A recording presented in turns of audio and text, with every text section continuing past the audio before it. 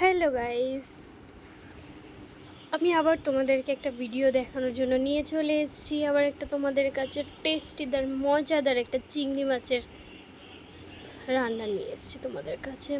এটা হলো চিংড়ি মাছের মালাইকারি। আর তোমরা দেখতেই পাচ্ছ চিংড়ি মাছের মালাইকারি আমি কি করে আগে চিংড়ি মাছটাকে ধুয়ে নিয়ে ম্যারিনেট করে নিচ্ছি হলদি পাউডার, কাশ্মীরি লঙ্কা, নুন দিয়ে কিছুক্ষণ আমি রেখে দিয়েছিলাম।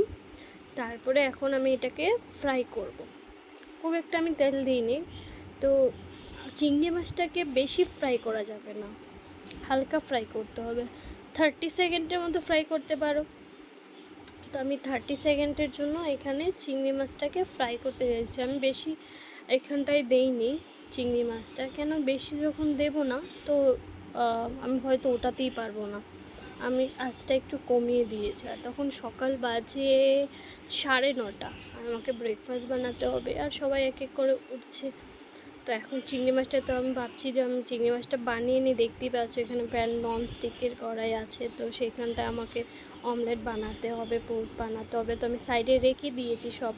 আর এদিকে সাইডে করে আমি চিংড়ি মাছটাকেও করে নিয়েছি, তাতে করে আমার কাজটা হয়ে যাবে। এদিকে দেখো কড়াইতে অনেক দেখতে পাচ্ছ, সাইডে অনেক কিছু আছে, কিন্তু সেটা চিংড়ি মাছের মগজ তো হয়, তোমরা সবাই জানো মগজটা অনেক টেস্টি হয় খেতে।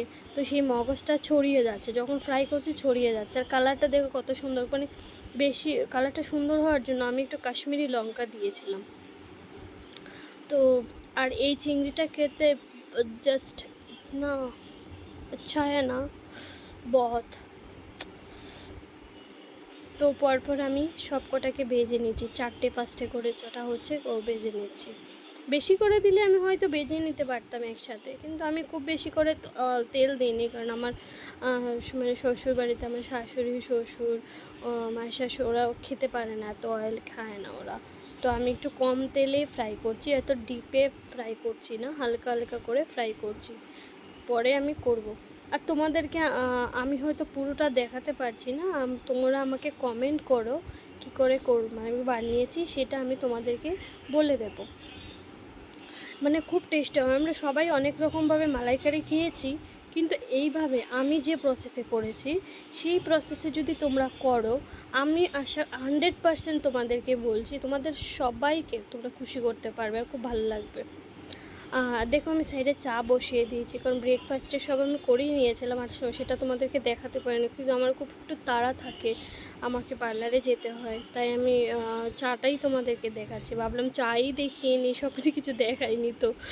তো এই চা বানাচ্ছি, অল্পই চা বানাবো। তো চা বানানো দুজনেই আছে, শ্বশুর শাশুড়ি, আর সবাই দোকানে চলে গেছে। তো আমি এদিকে নারকেল বের করেছি। তো আমার নারকেল বের করার জন্য আমার কাছে কিছু ছিল না, চামচ দিয়ে এভাবে দেখো ছোট ছোট করে আমি নারকেলটাকে করে নিয়েছি। আর নারকেল দুধ বের করার জন্য আমি একটু অল্প গরম জল দিয়ে এটাকে ভিজিয়ে রেখেছিলাম। ওভেনে করে আমি আবার গরম জল করব, তো ওভেনে করে এটাকে গরম জল করে তারপরে আমি এখানটায় দিয়ে রেখেছি। তো ওইদিকে দেখো চিংড়ি মাছটাও হয়ে যাচ্ছে, ওইদিকে আমার সব কাজ করে, আর এদিকে বাসন পড়ে আছে, সব কটা মাজতে হবে। তো সকালবেলা তুমি জানো অনেক কাজ থাকে। এদিকে পুরো চিংড়ি মাছটা ফ্রাই করা হয়ে গেছে, এক এক করে চিংড়ি মাছ করে। আর তোমরা দেখতে পাচ্ছ এখানে অনেকটা চিংড়ি মাছ আছে। আমার কি জানো, বেশি কোয়ান্টিটি চিংড়ি মাছ হলে কি আমি সেটাকে বানাতে একটু প্রবলেম হয়ে যায়। তো আমি মানে চেষ্টা করছি, তাও যদি ভালো করে হয়ে যায়। তো চিংড়ি মাছটা আমি দেখতে পাচ্ছ সুন্দর করে বানাচ্ছি এখন। তো আমার বেশি কোয়ান্টিটি হলে কী হয় প্রবলেম, মানে আমি আন্দাজটা এখনও বলতে পারি না। আমার শাশুড়িকে বলে দিই, তো উনি আমাকে বলে দেয় কতটা লঙ্কার গুঁড়ো, কতটা নুন দিতে হবে। তো আজকে তো উনি দোকানবেলা চলে গেছে, তো আমি ভাবলাম দোকানে চলে গেছে, আমি নিজের থেকে অল্প করে দিচ্ছি, আর সেটাকে আমি টেস্ট করে নেব। এদিকে দেখো আমার পুরো চিংড়ি মাছ ফ্রাই করা হয়ে গেছে।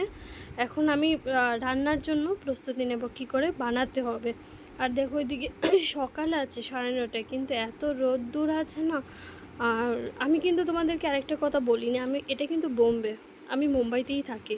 তো চা বানানো হয়ে গেছে, আর আমি সেই চাটাকে নিয়ে আমি শ্বশুর শাশুড়িকে দেবো।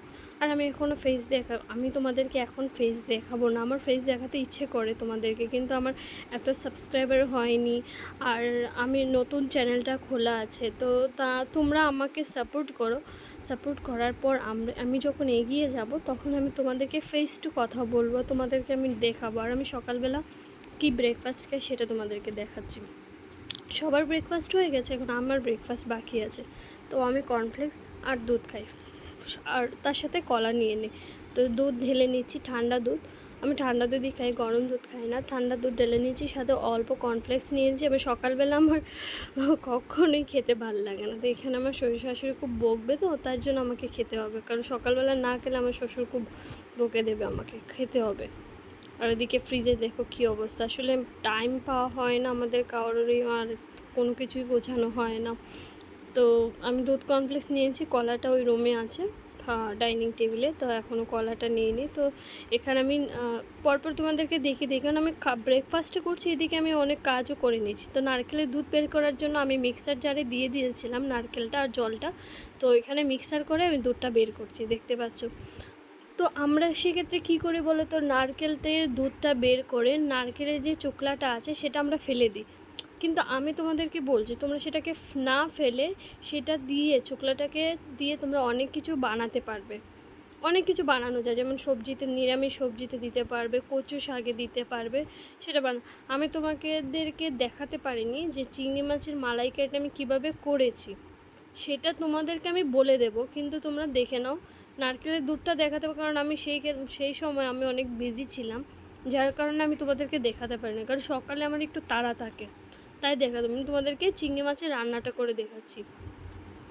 তো আমি সেটা কম তেলে রান্না করেছি, সেটাতে তোমরা যদি তেল বেশি পছন্দ হয় দিতে পারো। তো তার চিংড়ি মাছের মালাইকারি করেছি, তার সাথে কিছু করতে হবে, তার সাথে আমি লাউ পাতা বাটা বানানোর জন্য অল্প লাউ পাতা ছিল, তোমার শাশুড়ি বলছে লাউ পাতা বাটা বানাবি, কবে থেকে বলছিস, তো আমি বলছি ঠিক আছে তাহলে লাউ পাতা দিয়ে দাও, আমি বানিয়ে নিচ্ছি। তো আমি একটু রসুন আর কালো জিরে দিয়ে কাঁচা লঙ্কা দিয়ে সেটাকে করে নিয়ে লাউ পাতার বাটা।